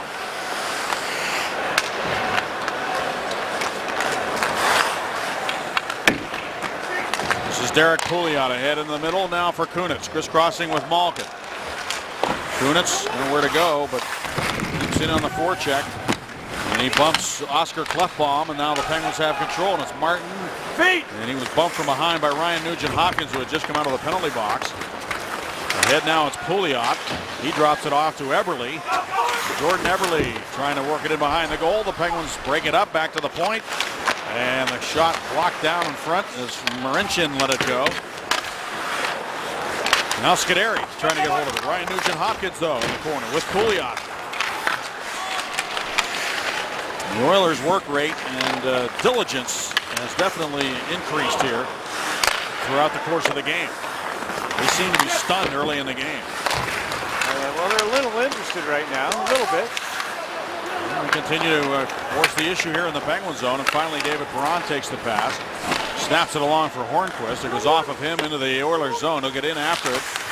Trying to pick the pocket of Marincin, who works it along to his partner. Ference, and out the center where the Penguins turn it right back into the Oilers zone. Perron trying to get around Ference. One of his favorite moves there as he brings it between the legs. Ference, though, probably recognized that from practice and was able to take him right over to the near wall. And now it's Derek Roy back for the Oilers. He drops it for Sola, then over to Yakupov, and then Ference fanned on it. Now he's trapped. The Penguins go back 4-on-1. Yakupov getting back, though. Here's Letang, and he didn't shoot it. Went back across for Perron, who wasn't ready for that return pass. And the Penguins get nothing out of that rush. Now Ference back in defensive position up the wall for Nail Yakupov. You talk about opportunity. It knocked for Yakupov, and then the Penguins a chance the other way, and nothing happened. It's amazing how those odd man breaks. When one doesn't work at one end, there's usually one at the other. Now it's held in at the left point by Klefbom, working hard to keep it in the Penguin zone, but forced out by Pouliot. And then turned back on defense by Ryan Hamilton. The Oilers go D to D. Klefbom tried to headman the puck. Picked off at the neutral zone. Winnick races over ahead of Ryan Hamilton. Hamilton bumped him off the puck, but Sutter follows on. Now the Oilers have control again, and Klefbom, big tall Swede defenseman, Swedish, 21 years old, dumped the puck in. And again, the Oilers in on the forecheck, trying to make it happen in the Penguin zone. They get the next goal, and this third period will be very, very interesting. The Penguins need the next one to sort of quell this rekindled enthusiasm the Oilers have for this hockey game. Here's Ollie down the left field. Back into the corner, the Penguins quickly move it out. Turned to the middle by Downey, but then Klinkhammer drops it back on defense. The Oilers moving the puck well, but now they turn it over in the neutral zone, and LaPierre with it. Moves it to the right side to Downey. He'll dump it to the corner. Spalling in there against Fane. Fane swung it back around to the near corner. Downey in on the forecheck is fixing to take a penalty here. Steve Downey's going off, I think, unless his stick was held. Referee still with a hand up. It's going to be a hook, and everybody's just looking around. Almost everybody seems frozen in time as they're wondering who's penalty on. It's got to be on Downey. The hook right there. Ollie feeling that Downey hook right underneath his hands. So Downey, coming into the game with a league-leading 195 penalty minutes, is back in the box.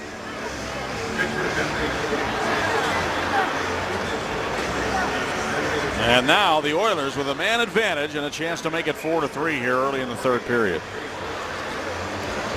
Lander scored on a power play for the Oilers. He did, and they're 1 for 3 with 3 shots on their previous 3 power play opportunities. Have given up that one shorthanded goal to Sutter.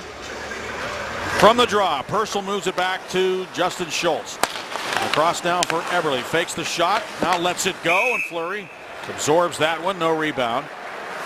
Day Automotive brings you a great day for hockey, and it was a great day when the Penguins registered their 200th consecutive sellout here in Pittsburgh.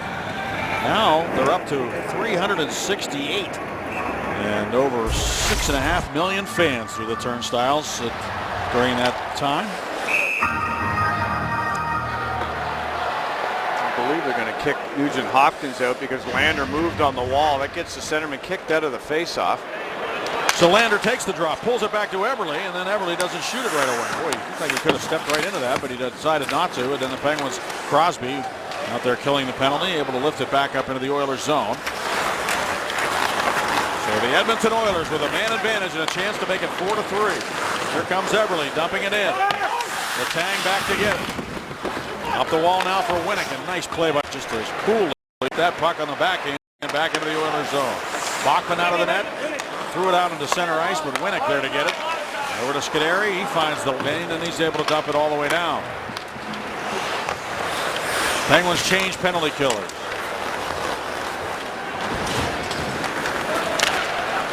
Roy with it now. Smalling comes over to get in. Martin in there against Hendricks, who backhands it up the wall to the near side. Clefbaum down the boards. Pouliot found Roy, who sent a shot by Yakupov, and he missed the net again. He should be aiming for the middle of the net. I don't know if they're trying to pick corners. Look at Pouliot with a shot, and he scores. It hit Fleury and went in. So Benoit Pouliot, who, as I said earlier, had some success for the Rangers last year in the playoffs against the Penguins, cashes in on the power play. And it looked like Fleury was without a stick as he came across. I don't know if he got hung up on a player. He had to move hard from left to right. That was a long east to west pass through the box by the Oilers. After Yakupov missed a glorious opportunity, Lovejoy's looking to get the stick. And by the time Lovejoy got to the front of the net, everything was discombobulated, and Pouliot was able to beat the stickless netminder, who got it knocked out there by Martin. Hendricks bumped Martin into Fleury. There's Lovejoy trying to get the stick back, and the decision and the timing didn't quite work for the Penguins. They're only up by one now, Staggy. I think if Lovejoy's in defensive position and that pass doesn't come through to Pouliot so easily, and he's not able to score, but Lovejoy made the choice to go get the stick. The Oilers took advantage of his absence for a moment to make it 4-3. We do have a brand new hockey game. Give the Oilers credit. They made the goaltending change, and since that point, they've scored 3 goals, and the Penguins have not been able to beat Bachman. That was an interesting choice by Lovejoy, one you don't see made too often. The defenseman usually, he'll just play his position until the puck goes out of the zone, and then he'll go retrieve that goaltender's stick. Here's Everly again. So the Penguins have allowed 3 goals to the Edmonton Oilers, and we talk so much about the Penguins' defense. They've allowed 2 power play goals here in this game, and the Penguins' penalty killers won't like that. And the Edmonton Oilers taking advantage of some Penguin penalties. Downey's penalty in the offensive zone results in a power play goal. Now it is Hornquist. Here's Paul Martin back to the puck in his own zone. Adams out of the lineup tonight, a healthy scratch. And the puck dumped the length of the ice by Paul Martin, and an icing call against Pittsburgh. So the Penguins penalty killers not getting the job done here tonight. And as a result, the Oilers are right back in it. We're going to take a break, and we'll return in a moment. 13:50 remaining in regulation time. The Penguins now lead at 4-3. Richard Bachman is taking care of business. Just like Bachman Turner Overdrive, Bobby. You're one of your favorite Canadian bands? BTO? Well, let's see if he can continue to shut the door for the Oilers. I don't know if that's a good thing or bad thing if you're looking for Connor McDavid.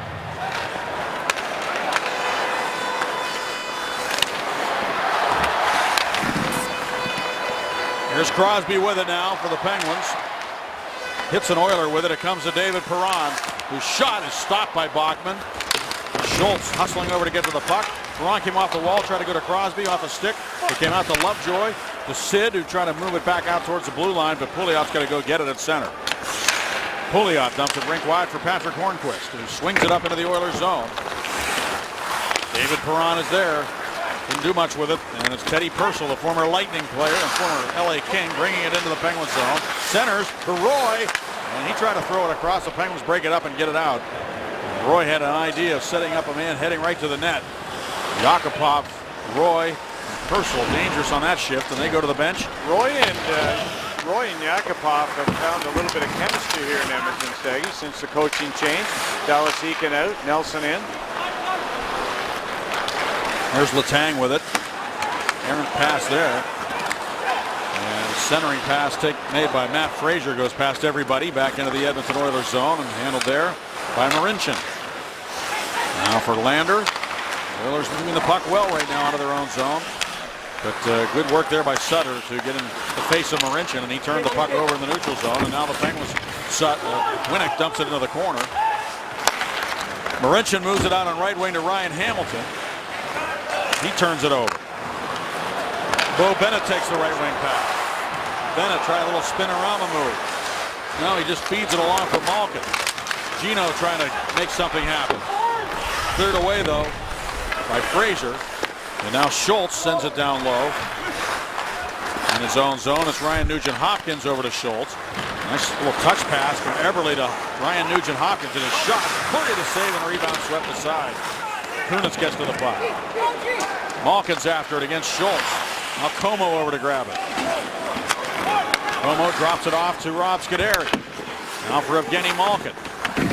Ryan Nugent-Hopkins on him. Speaking of Hopkins, there's a little more hop in this game right now. Yeah, we got a hockey game. There's no doubt about that. Yeah, you can feel it now. And the Penguins, Malkin on that last shift, picking it up. Here's Klefbom with it. Skating beautifully. Oh, he had Eberle cutting down the slot. Couldn't get it to him, and it comes off the corner boards. And it's handled by Evgeny Malkin to Martin. Out for Kunitz. And right to Matt Hendricks, who dumps it right back into the Penguin zone. Letang. Penguins can't get it out. And the shot is stopped by Fleury from the point. Ferentz letting it go. And up the left wing comes Crosby. Can't take the pass cleanly. Andrew Ferentz back to get it. Chips it to the corner. Up the wall for Matt Hendricks. Nice outlet pass there for Klinkhammer. He gets his feet moving. Lots of black jerseys back.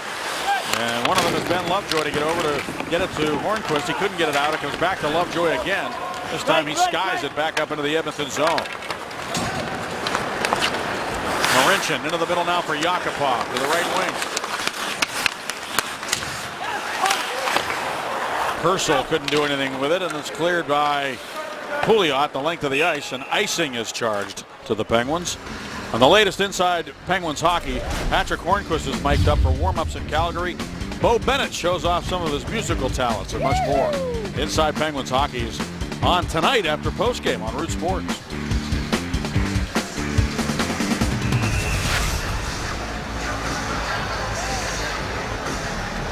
Derek Roy leans in to take the draw against Max Lapierre for the Penguins. Purcell poke check. Downey tried to get a hold of it. Now Downey after the puck, but it's going to be cleared by the Oilers. Fein to center and taken by Yakupov. He is really motoring tonight here for the Oilers. I can see why people get excited about him. There's a shot stopped by Fleury. And they're able to score on the rebound. They tie the game. Went off Roy's body staging. Yep, Roy just celebrates as he gets a fortunate bounce into the net behind Marc-Andre Fleury, and the Edmonton Oilers have come all the way back to tie this game. Well, I'd like to say that the Penguins are stunned, but I can't say that. There's the turnover in front of the net by Pouliot, the shot, and then the clearing attempt by the Penguins goes right off Derek Roy. Shot off the turnover. There's the clearing attempt by Pouliot, and it just goes right off Roy and right in behind the netminder Marc-Andre Fleury. That one will count. Super Mo giving you a good look at that. It looked like Lovejoy prevented Pouliot from clearing it cleanly because he was also trying to get a stick on it. And the two of them converged on the puck. We're going to take a look so you can make sure it didn't go off the hands. It wasn't gloved in. It can go off the hands inadvertently. It just can't be knocked in by a glove by Derek Roy.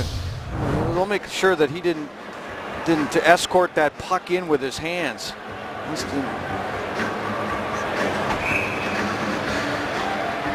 Looked like it was more off the body. He just pointed to center ice, and 4-4 here, 4 straight goals.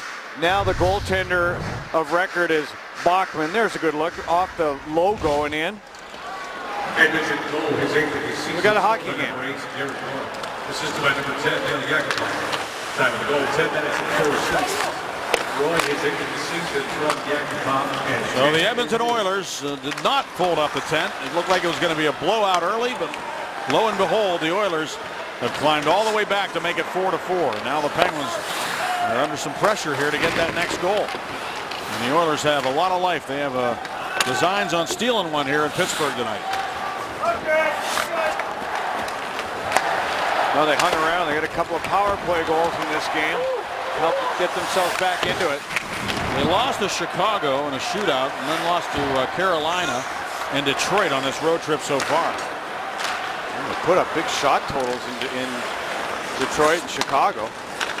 And they now have 28 shots in this hockey game after registering only 5 in the first period. And of course, remember all the opportunities they were getting. They were missing the net like crazy. I mean, it wasn't for a lack of scoring opportunities. They had their looks even in the first period, but they just weren't even hitting the net. And they've hit it 4 times here. And now the Penguins have a lot of work to do, and they've got to find it inside of them after having it go so easy for them. You made a good point, Bob. You said they were lulled into a feeling of where it was just going to be easy for them. And now they're feeling the effects of an 8-day road trip, 4 games that were played very hard. And now they have to dig deep and find that reserve. Here's Kunitz stepping up to the puck. He slaps one to Malkin, not a Lovejoy. His shot off the heel of the stick. Lovejoy trying to get to it now. Kunitz swept it to the net and a save made by Bachman. Now Malkin with it. Malkin with a backhand shot, and Bachman makes the save on Evgeny Malkin. So Gino, and you saw that earlier in the period. You mentioned that he kind of turned his play up a notch. And he almost fired another backhander into the goal. Now Bachman really has a reason to hold the fort. Well, at 4-3, Mike Johnson, you could see him tap it on the back and very vocal saying, let's go, guys, let's go. Sometimes unless you're in it, you can't get that feeling of urgency. Now you feel it at 4-4. After the tying goal by Roy, you could feel Malkin picking it up a little bit. Penguins getting an opportunity on Bachman. And let's see what they got left for 8 minutes here in this third. Kunitz over to the puck, slaps it in deep. Around the horn it goes. Ian Cole pinching down, trying to get to it. Ryan Nugent-Hopkins gave it the feint. He didn't get it out. Now Cole has another opportunity to keep it in. And it's knocked out of midair. At least trying to do that was Malkin. It's knocked down by Cole in center and then slapped in by Klinkhammer. Fleury stops it behind the net for Scuderi.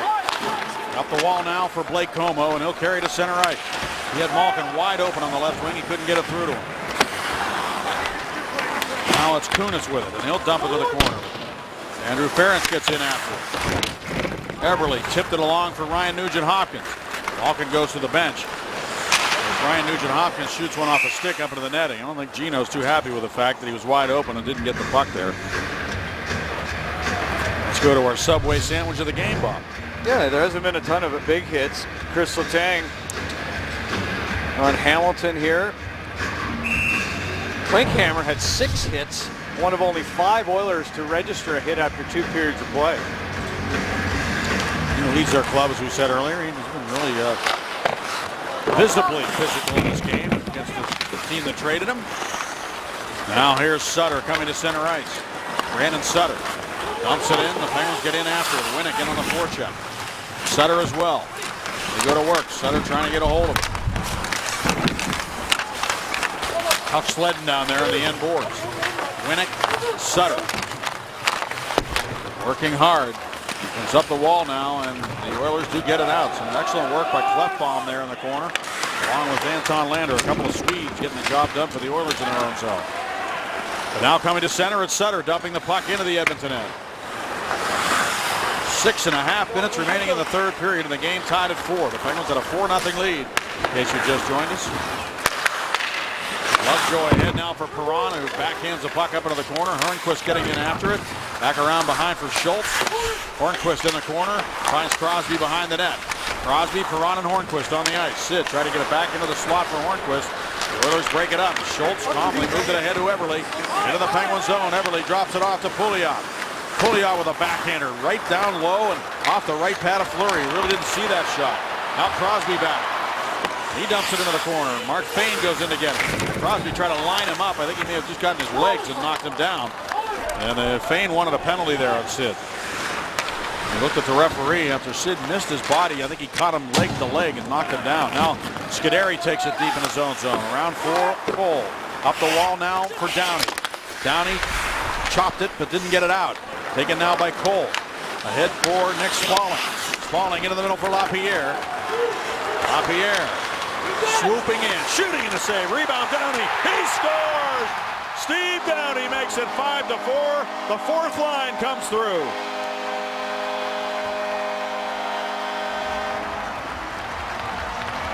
Well, Downey really has great hands and great hockey sense with the center drive after the Penguins pucked it out to get it out of their own zone. Steve Downey just waiting for that puck to get to the blue line. He pushes everybody back. Two defensemen, that gives Lapierre just enough room. And another one of those rebounds, a big fat one, and Downey's able to turn it to the forehand and put it around that left pad of Bachman. What a beautiful handsy goal by Downey, and the Penguins are up here with 5:22 left. Looked like Roy was back there, Bob, and not Ference. He had gotten trapped or whatever because Roy was playing like a defenseman, so he was unable to defend against that play as it came back into the Edmonton zone.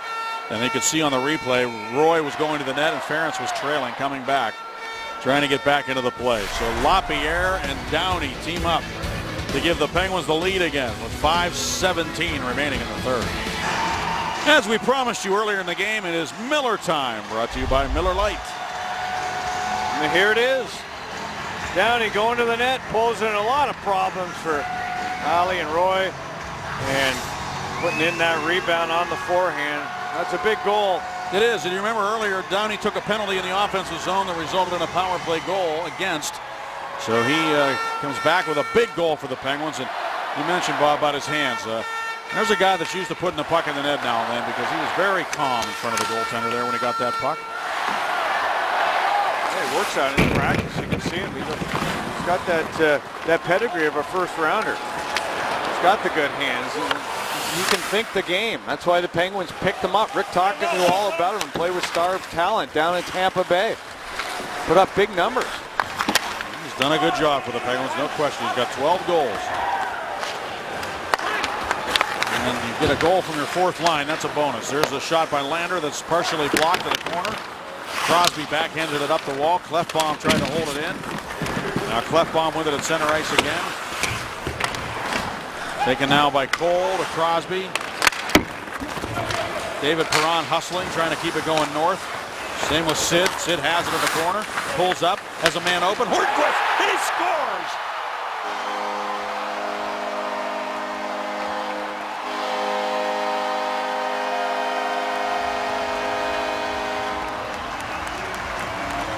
Wow. You talking about elevating your game when the game's on the line? Watch Crosby dancing, hopping, 360. Look at this release. Pass, bang, in the net. Game over, really.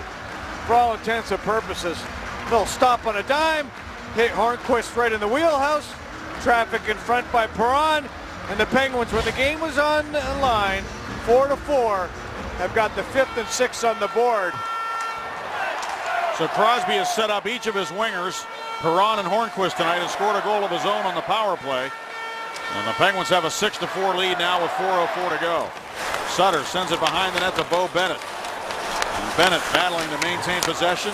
The Pittsburgh goal is Winnick circles it back into the corner.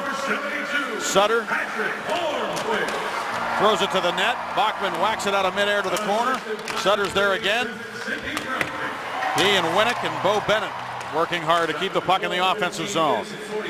Now it's Andrew Ference with it. They don't bank it off the glass out to center ice. Klinkhammer tried to move it into the middle. The Oilers turn it over in the neutral zone. It's the end of the shift for the Penguins' third line as Bennett sends it to the net and then goes to the bench. Pair of goals, 66 seconds apart, Staggy.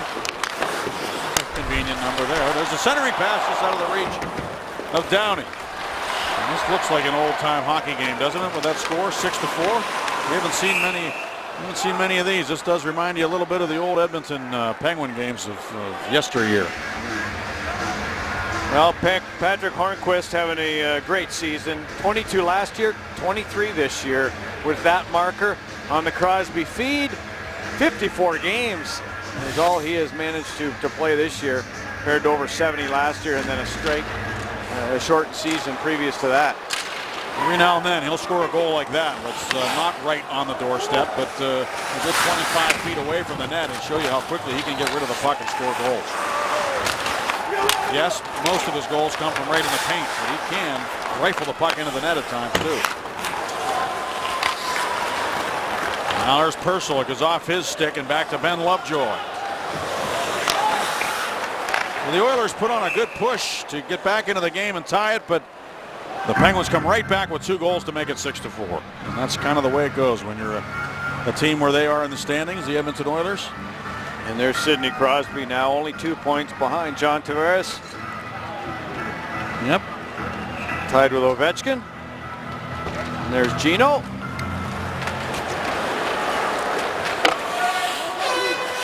Letang back to the puck. Lifts it up the wing for Kunitz. Yes, the goaltender Bachman has left the net. Malkin just got tripped with an empty net down to our right. And now Como shoots the puck for the empty net. There's going to be a penalty. And Malkin was tripped way back in the neutral zone before he ever had a real chance at the empty net. So there will be a penalty against the Edmonton Oilers. Edmonton number 51, 2 minutes, tripping. So early removal of the netminder Bachman as Malkin's going for that puck, tripped up, and Como could not find the empty cage with the rolling puck and a man diving in front of him. Look at Keith Acton on the left side of your screen and the head coach Todd Nelson. Sutter's on the power play for the Penguins along with Crosby and Malkin and Letang and Pouliot. Sutter centers and trying to off the stick of the goaltender Bachman. He's looking for that hat trick. He is. Letang back for it, and Mike Johnston is looking for him to get it. That's why he's on the ice. Rick Tocchet handles the Penguins power play, so he threw Sutter out there. Now the shot wide of the goal by Marincin comes off the boards for Letang, and the Penguins come to center with the man advantage. Turning with it is Malkin. UPMC Sports Medicine power play for the Penguins. Anton Lander in the box. Here's Letang with it. Into the Oilers zone. He finds Malkin. Malkin to Sutter. The shot. Oh, and Bachman just able to squeeze the pads in the 5-hole and make the save on Brandon Sutter. Almost had it. He had a crack, didn't he? And a crack in the second period as well on the backhand. Nice feed by Malkin. Sutter going right down the middle. Is able to find that bouncing puck in his feet. A lot of traffic there. And Bachman, who's now the goaltender record, Staggy, he's going to get the loss tonight, believe it or not. Scrivens was not good, and Bachman held them in there. And Sutter won the draw. Perron to Martin, the one-timer by Lovejoy, deflected up into the netting. Penguins on the power play for most of the remainder of the game. Minute 11 left on the penalty to Anton Lander.